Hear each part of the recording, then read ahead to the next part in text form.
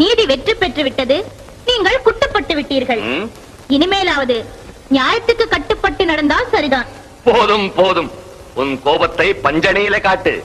சுந்தரிகளுக்கு நான் அந்த சுதந்திரத்தை தருவதுண்டு. மன்னிக்க வேண்டும்.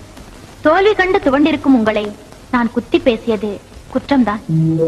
என்ன தோல்வியா? பாலநாகம்மாவை கொண்டு வருவதாக ஆர்ப்பாட்டமாக போனீர்கள். கடைசியில் கையில் ஒரு நாயை பிடித்துக் கொண்டு வந்து நிற்கிறீர்களே. மஞ்சு, நீ நினைப்பதை போல இது நாயல்ல, நாகம்மா, பாலநாகம்மா. பார்.